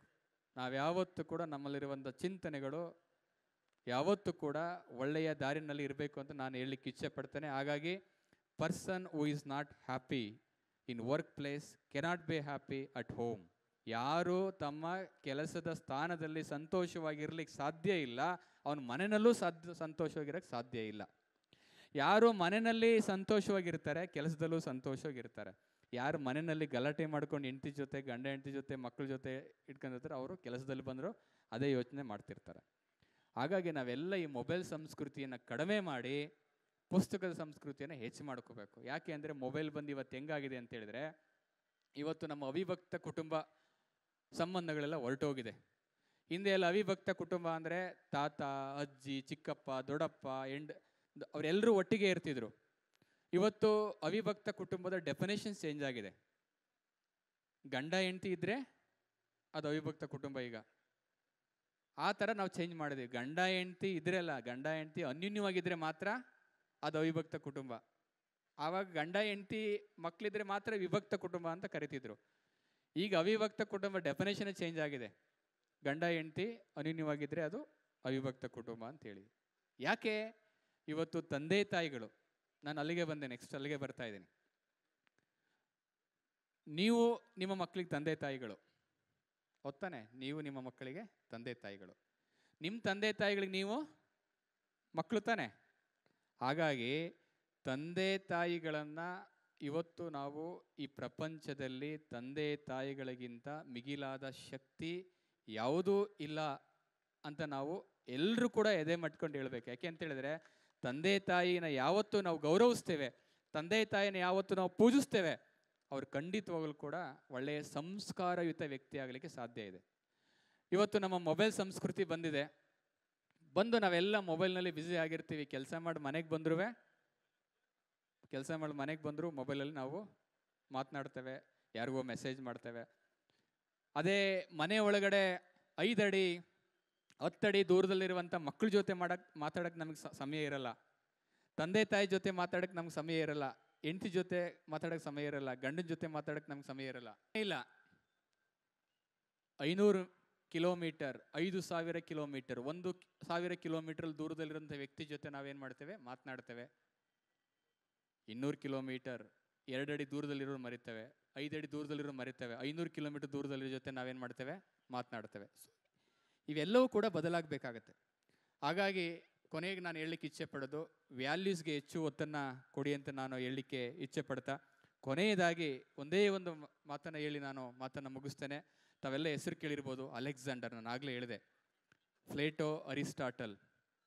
ಪ್ಲೇಟೋನ ಶಿಷ್ಯ ಅರಿಸ್ಟಾಟಲ್, ಅರಿಸ್ಟಾಟಲ್ನ ಶಿಷ್ಯ ಅಲೆಕ್ಸಾಂಡರ್. ಅಲೆಕ್ಸಾಂಡರ್ನ ಒಂದು ಕಡೆ ಒಂದು ಮಾತು ಒಬ್ಬ ಕೇಳ್ತಾರೆ, ನಿನ್ನ ಜೀವನದಲ್ಲಿ ನೀನು ಯಾರನ್ನ ಹೆಚ್ಚು ಇಷ್ಟಪಡ್ತೀಯಾ? 2 ಆಯ್ಕೆಗಳನ್ನು ಕೊಡ್ತೇನೆ, ತಂದೆ ಮತ್ತು ಗುರು. ದಯಮಾಡಿ ಎಲ್ಲ ಗಮನಿಸಬೇಕು ಟೀಚರ್ಸ್, ವೆರಿ ಇಂಪಾರ್ಟೆಂಟ್. ಈ ನಾನು ತುಂಬ ಇಷ್ಟಪಡುವಂಥ ಒಂದು ಸಂಗತಿ ಇದು. ಅಲೆಕ್ಸಾಂಡರ್ನ somebody asked, whom do you love more in your life, whether your father or whether your teacher? ನೀನು ತಂದೆಯನ್ನು ಹೆಚ್ಚು ಗೌರವಿಸ್ತೀಯಾ, ತಂದೆಯನ್ನು ಹೆಚ್ಚು ಪ್ರೀತಿಸ್ತೀಯಾ, ಅಥವಾ ಗುರುವನ್ನು ಹೆಚ್ಚು ಪ್ರೀತಿಸ್ತೀಯಾ, ಗುರುವನ್ನು ಹೆಚ್ಚು ಗೌರವಿಸ್ತೀಯಾ ಅಂತ. Alexander gave wonderful definitions. ಎಷ್ಟು ಅದ್ಭುತವಾಗಿದೆ ಅಂತೇಳಿ ಅವ್ರು ಹೇಳ್ತಾರೆ. ಅಲೆಕ್ಸಾಂಡರ್ 2 ಆಪ್ಷನ್ಸ್ ನನಗೆ ಕೊಟ್ಟಿದ್ದೀರಿ, ನಾನು ಈ ಥರ ಹೇಳ್ತಾ ಇದ್ದೀನಿ ಅಂತೇಳಿ ಅವ್ರು ಹೇಳ್ತಾರೆ. I love my father. I like my father. I respect my father because he has brought me from heaven to earth. ನಾನು ನನ್ನ ತಂದೆಯನ್ನು ಗೌರವಿಸ್ತೀನಿ, ತಂದೆಯನ್ನು ಪ್ರೀತಿಸ್ತೀನಿ, ತಂದೆಯನ್ನು ಪೂಜಿಸ್ತೀನಿ. He has brought from heaven to earth. ಸ್ವರ್ಗದಿಂದ ಭೂಮಿಗೆ ತಂದಂಥ ವ್ಯಕ್ತಿ ಆಗಿರೋದ್ರಿಂದ ಅವರು ನಾನು ಗೌರವಿಸ್ತೀನಿ. But at the same time I love more my guru. I respect more my teacher because my teachers can take me back from earth to heaven. He can only take me back from earth to heaven. ತಂದೆ ಸ್ವರ್ಗದಿಂದ ಭೂಮಿಗೆ ನಾನು ತಗೊಂಡು ಬಂದರು, ಆದರೆ ಮತ್ತೆ ಪುನಃ ಭೂಮಿಯಿಂದ ಸ್ವರ್ಗಕ್ಕೆ ತಗೊಂಡು ಹೋಗುವಂಥ ಶಕ್ತಿ ಯಾರಿಗಾದ್ರೂ ಇದ್ದರೆ ಅದು ಗುರುಗೆ ಮಾತ್ರ, ತಂದೆಗೂ ಇಲ್ಲ ಅಂತ ಮಾತನ್ನು ಹೇಳ್ತಾರೆ. ಹಾಗಾಗಿ ತಾವೆಲ್ಲರೂ ಕೂಡ ಇದನ್ನು ಗಮನಿಸಬೇಕು ಅಂತೇಳಿ, ಗುರುವಿನ ಮಹತ್ವ ಏನು ಅನ್ನೋದನ್ನು ಗಮನಿಸಬೇಕು ಅಂತ ತಾವೆಲ್ಲರೂ ಕೂಡ ಹೇಳ್ತಾ, ಭಾಳ ಅದ್ಭುತವಾದಂಥ ಕಾರ್ಯಕ್ರಮನ ಆಯೋಜನೆಯನ್ನು ಮಾಡಲಾಗಿದೆ. ಒಂದು ಕಡೆ ಸಂಸ್ಕೃತದಲ್ಲಿ ಒಂದು ಒಳ್ಳೆಯ ಶ್ಲೋಕ ಇರೋದನ್ನು ಹೇಳಿ ನನ್ನ ಮಾತನ್ನು ಮುಗಿಸ್ತೇನೆ. ಭಾಳ ಅದ್ಭುತವಾದ ಶ್ಲೋಕ ಇದೆ. ನಾನು ಆಗಲೇ ಹೇಳಿದೆ, ನೀವೆಲ್ಲ ಟೀಚರ್ಸ್ ಆಗಿದ್ದೀರಾ, ಶಿಕ್ಷಕರಾಗಿದ್ದೀರಾ, ಪವಿತ್ರವಾದಂಥ ಕ್ಷೇತ್ರದಲ್ಲಿದ್ದೀರಾ, ಪುಣ್ಯ ಕ್ಷೇತ್ರದಲ್ಲಿದ್ದೀರಾ. ಹಾಗಾಗಿ ನಿಮಗೆ ಗುರುತರವಾದ ಜವಾಬ್ದಾರಿ ಇದೆ ಅಂತೇಳಿ ಸಂಸ್ಕೃತದಲ್ಲಿ ಒಂದು ಒಳ್ಳೆಯ ಶ್ಲೋಕ ಇದೆ. ಏನಂತೇಳಿದರೆ, ಅನ್ಯಕ್ಷೇತ್ರೇ ಕೃತಂ ಪಾಪಂ ಪುಣ್ಯಕ್ಷೇತ್ರೇ ವಿನಾಶತಿ. ಅನ್ಯಕ್ಷೇತ್ರೇ ಕೃತಂ ಪಾಪಂ ಪುಣ್ಯಕ್ಷೇತ್ರೇ ವಿನಾಶತಿ, ಪರಂತು ಶಿಕ್ಷಣ ಕ್ಷೇತ್ರೇ ಕೃತಂ ಪಾಪಂ ವಜ್ರಲೇಪೋ ಭವಿಷ್ಯತಿ ಅಂತೇಳಿ. ಭಾಳ ಚೆನ್ನಾಗಿದೆ, ಅರ್ಥ ಹೇಳ್ತೀನಿ. ಅನ್ಯಕ್ಷೇತ್ರೇ ಕೃತಂ ಪಾಪಂ ಪುಣ್ಯಕ್ಷೇತ್ರೇ ವಿನಾಶತಿ, ಪರಂತು ಪುಣ್ಯಕ್ಷೇತ್ರೇ ಕೃತಂ ಪಾಪಂ ವಜ್ರಲೇಪೋ ಭವಿಷ್ಯತಿ ಅಂತ ಒಂದು ಪದ್ಯ ಇದೆ ಸಂಸ್ಕೃತದಲ್ಲಿ. ಅದನ್ನು ಅಂದರೆ ಏನಂದರೆ, ಅನ್ಯ ಕ್ಷೇತ್ರದಲ್ಲಿ ನೀನು ಪಾಪ ಮಾಡಿದರೆ ಪುಣ್ಯಕ್ಷೇತ್ರಕ್ಕೆ ಹೋಗಿ ನೀವು ಪಾಪನ ಪರಿಹರಿಸ್ಕೊಬರ್ಬೋದು ಅಂತೇಳಿ. ಈಗೆಲ್ಲ ನಾವು ಕುಂಭಮೇಳಕ್ಕೆ ಹೋಗಿ ಸ್ನಾನ ಮಾಡ್ಕೊಂಡು ಬರ್ತೀವಲ್ಲ, ಹೌದಲ್ಲ, ಪ್ರಯಾಗರಾಜಕ್ಕೆ ಹೋಗಿ ಮಾಡೋದೆಲ್ಲ ಮಾಡಿ ಹೋಗಿ ಈಗ ಸ್ನಾನ ಮಾಡ್ಕೊಂಡ್ಬಂದ್ರೆ ಎಲ್ಲ ಹೋಯ್ತು, ಹೊಸ ಬದುಕಿನ ಹೊಸ ಜೀವನ. ಅನ್ಯಕ್ಷೇತ್ರೇ ಕೃತಂ ಪಾಪಂ ಪುಣ್ಯಕ್ಷೇತ್ರೇ ವಿನಾಶತಿ. ಅನ್ಯಕ್ಷೇತ್ರದಲ್ಲಿ ಪಾಪ ಮಾಡಿದರೆ ಪುಣ್ಯಕ್ಷೇತ್ರಕ್ಕೆ ಹೋಗಿ ಪರಿಹಾರ ಮಾಡ್ಕೋಬಹುದು, ಪರಂತು ಪುಣ್ಯಕ್ಷೇತ್ರೇ ಕೃತಂ ಪಾಪಂ ವಜ್ರಲೇಪೋ ಭವಿಷ್ಯ ಅಂತೆ. ಪುಣ್ಯಕ್ಷೇತ್ರದಲ್ಲೇ ಇದ್ದರೆ ನೀವು ಯಾವ ಪುಣ್ಯಕ್ಷೇತ್ರಕ್ಕೆ ಹೋದ್ರೂ ಪಾಪ ಪರಿಹಾರ ಆಗಲ್ಲ, ನಿಮ್ಮ ಬದುಕಿನಲ್ಲಿ ವಜ್ರಲೇಪದಂತೆ ಲೇಪನ ಆಗುತ್ತೆ. ನಿಮಗಲ್ಲ, ನಿಮ್ಮ ಮಕ್ಕಳಿಗೂ ಅದು ಅಂಟ್ಕೊಳ್ಳುತ್ತೆ ಅಂತ ಅರ್ಥ. ಅದು ನಿಮಗಲ್ಲ, ನಿಮ್ಮ ಮಕ್ಕಳಿಗೂ ಅಂಟ್ಕೊಳ್ಳುತ್ತೆ ಅಂತ. ಹಾಗಾಗಿ ಪುಣ್ಯಕ್ಷೇತ್ರ ಯಾವುದು? ಶಿಕ್ಷಣ ಕ್ಷೇತ್ರ. ಹಾಗಾಗಿ ಇದನ್ನು ನಾನು ಸ್ವಲ್ಪ ಬದಲಾವಣೆ ಮಾಡಿ ಹೇಳೋದಾದರೆ, ನಮ್ಮ ಮೇಲ್ಕೋಟೆ ವಿಧಾನಸಭಾ ಕ್ಷೇತ್ರದ ಮಾನ್ಯ ಶಾಸಕರಾಗಿರುವಂಥ ಸನ್ಮಾನ್ಯ ಶ್ರೀ ದರ್ಶನ್ ಪುಟ್ಟಣ್ಣಯ್ಯ ಸರ್ ಅವರು ಬಂದಿದ್ದಾರೆ. ಅವರಿಗೆ ನಾನು ವಿಶೇಷವಾದಂಥ ಪ್ರೀತಿಯೊಂದಿಗೆ ಅವರಿಗೆ ಸ್ವಾಗತವನ್ನು ಬಯಸ್ತೇನೆ.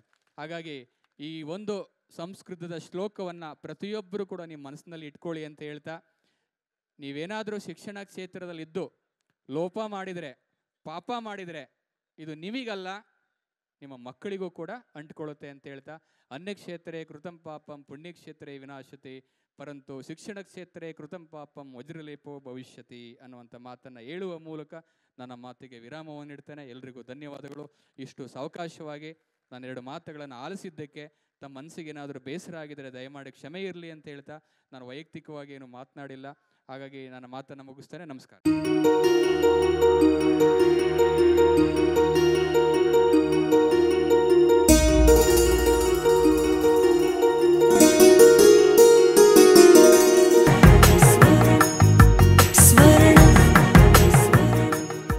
ಸ್ವರ್ಣ, ಇದು ಬಾಂಧವ್ಯಗಳ ಬೆಸುಗೆ,